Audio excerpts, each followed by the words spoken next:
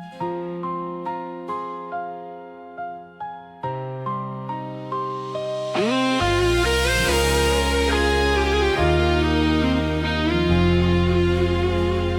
ប់ស្ងប់ស្ងាត់ក្រោមពន្លឺច័ន្ទ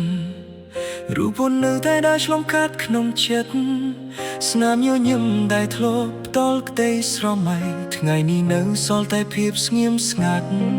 ខ្យល់ត្រជាក់បក់កាត់បងអួចចាស់ដូចជាសួរថាអូននៅឯណាបេះដូងខ្ញុំធ្លាប់បែកជាបំណែកតែវានៅចង់ស្រឡាញ់ម្ដងទៀតតែភ្នែកចាស់ចាស់ហូរទៅតាមពេលវេលាខ្ញុំរៀនទទួលយកការឈឺចាប់ទោះអតីតកាលនៅតែចាប់ដោតខ្ញុំនឹងបើកចិត្តទោះថ្ងៃថ្មីខ្ញុំនឹងស្ដាប់ស្នេហ៍ជាថ្មីទោះបេះដូងមានស្នាមរបួសជាច្រើននឹងមិនភ័យខ្លាចការឈឺចាប់ទៀតព្រោះស្នេហ៍ពិតនៅតែមាននៅលើផ្លូវ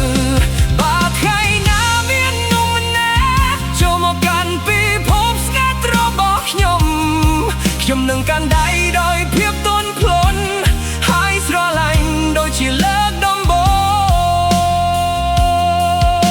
ងរូបថតចានៅលើដួងមួយកន្លែងខ្ញុំមិនលបវាចេញពីការចងចាំព្រោះគ្រប់រឿងដែលធ្លាប់កើតឡើង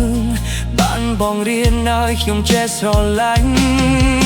ប្រហែលស្នេហ៍មិនមែនការកាន់កាប់តែជាការជូនពរពីចំងាយ